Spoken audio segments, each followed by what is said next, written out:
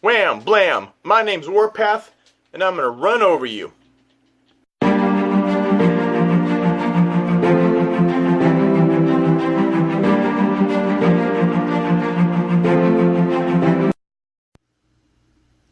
Rodimusbill here, and today we're going to do the Wal-Mart reissue G1 of Autobot Warpath. First we'll take a look at the package, and it is classic G1 1980s. Transformers, converts from robot to tank and back. Autobot Warpath, and there is Warpath. 8 is 8 and up, Transformers. And on the back, there is your instructions. It's got 7 instructions, but one is you just look at it. Let's see, it's got the tech specs where if you have the red and blue glasses you can see it better. And it's Function Warrior. A good shot is worth more than a good intention. Thinks he's more impressive than his comrades do. Likes to show off his sharpshooting. Boisterous, loud mouth, raucous sense of humor. Makes him welcome company. Vain, upset by even the small scratch to his blaster barrel.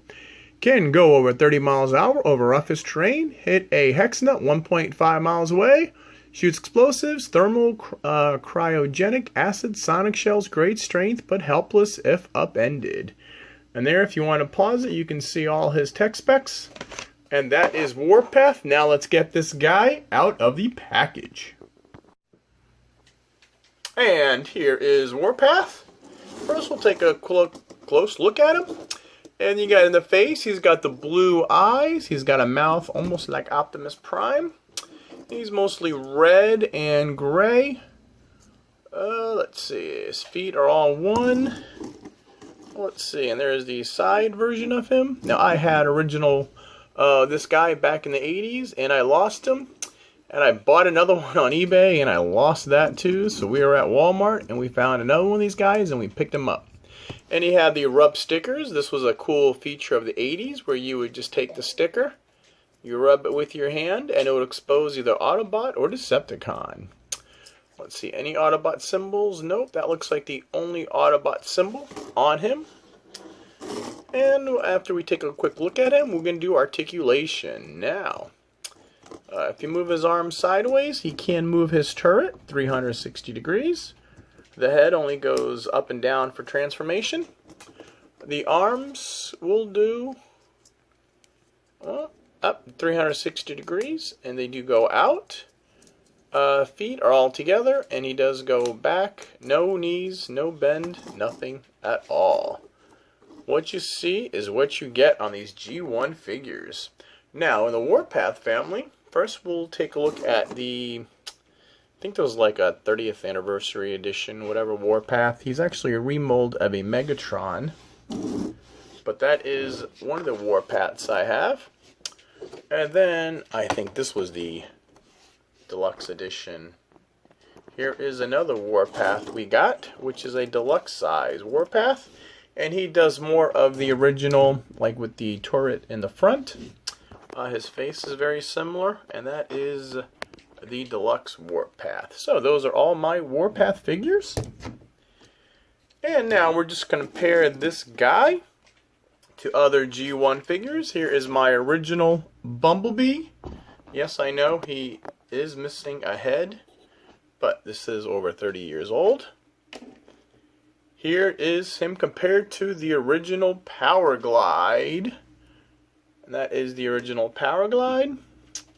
Here is the original Outback, which I did a review on the newest Outback, so you can see this guy in that video. And then, to show you the difference in size, this is a original G1 aerial bot Fireflight, just a little taller. These were the combiner, the Scramble City combiners. And here is G1 Goldbug, which was a throttle bot, also Bumblebee. And this is a new Siege figure Battlemaster Aimless. And just to show you the size, he is a little smaller than this guy. Now, for some transformation. Why is this so... And our first step is to put the head down. And we'll take the whole turret and move it forward. We want to put the arms up, fold them in, arms up, fold them in, Take it sideways, turn this whole thing, rotate it down like that. And then I like to take the turret and you move it all up, rotate it 90 degrees, and push them together. And now you have Warpath in his tank mode. And he's a very nice tank mode. There you have the Autobot Erupt symbol. And you can see the screw on top of the head. You can see the gray and the red. He's got the tank treads. He's more gray in the back. There's this side. And then on the bottom, you've got 4 little wheels for him to move. And this rotates 360 degrees. And the only way it goes up is if you move that up and down. So I guess you could get away with it moving a little like that. And now for comparisons, here is our other Legend size Power Glide, the Megatron remold. That is how those two guys are. Here is a Deluxe 20th or 25th anniversary.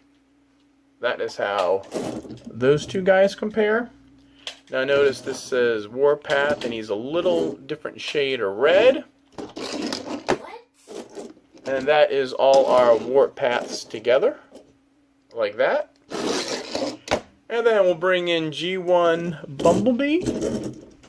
That's how those two guys compare. Here is G1 Goldbug. That is those two guys. Here is Zam Wham Bam Power Glide. Now Power Glide and Warpath were part of the what I call the Wave 2 of the Minibots. Wave 1 will be like Bumblebee, Cliff Jumper. And here is Outback, also part of that second wave.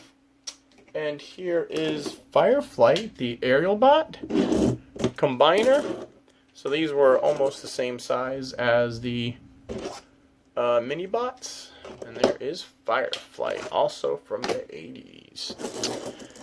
And that is Warpath. And to transform him back, it is simple. Pull out the back and extend it. Take the turret. I like to flip this up. Rotate this whole thing up. Pull the arms out. Push the turret back. Flip open the head. And now you have Warpath and his G1 self. Alright, and this is the G1 Wal-Mart reissue of Warpath from the 1980s. And I do like this guy. The engineering-wise, not that hard to transform, but he was one of the better ones. They had a lot where the feet were stuck together, but no articulation on the hands. You could barely see the molded hands. But all in all, I am glad they brought Warpath back out again. I like these G1 reissues, and I'm going to get them as soon as we find them. Alright, that's Rodimusbill saying, hope you like this little review. Please like and subscribe to my channel.